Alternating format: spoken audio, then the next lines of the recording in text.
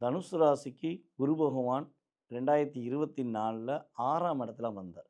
ராசிநாதனே 6ஆம் இடத்துல இருக்கிறனால, அவங்களுக்கு பலவிதமான மன அழுத்தங்கள், வேலையில பிரச்சனைகள சந்திச்சிருப்பாங்க.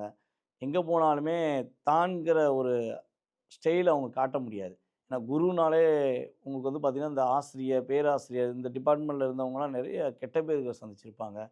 ஒரு நல்லது சொல்ல போய், அந்த இடத்துல போய் ஒரு தேவையில்லாத பிரச்சனைய சந்திக்கக்கூடிய செயல்பாடுலாம் கடந்த காலங்கள்ல நடந்திருக்கும்.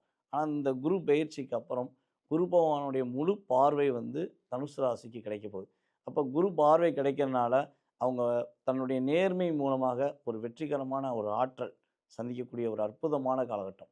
குரு பெயர்ச்சியிலேயே ரொம்ப ரொம்ப ஒரு அற்புதமான சூழ்நிலைகள், மிக முக்கியமான விஷயங்கள, எதிர்பார்த்த செயல்பாடுகள அணிவிக்க போகக்கூடிய ராசியில நம்ம வந்து ஃபர்ஸ்ட்டு இந்த 2025ல தனுசு ராசிய தான் சொல்ல முடியும். அவ்வளோ தூரம் அற்புதமான, சந்தோஷமான விஷயங்கள சந்திப்பாங்க. அதேபோல தொழில் பண்ணிக்கிட்டு இருக்காங்க. தொழில்ல லாபங்கள் கொஞ்சம் அதிகமா வரமாட்டேங்கி, நான் பிசினஸ் பண்ணாலும் எனக்கு லாபம் கிடைக்க மாட்டேங்கி அப்படின்னு ஃபீல் பண்ணாங்கன்னா, குரு பெயர்ச்சிக்கு அப்புறம் அதில முழுமையான லாபம். அவங்க என்ன லாபம் எதிர்பார்க்காங்களோ, அந்த முழுமையான லாபம் கிடைக்கும்.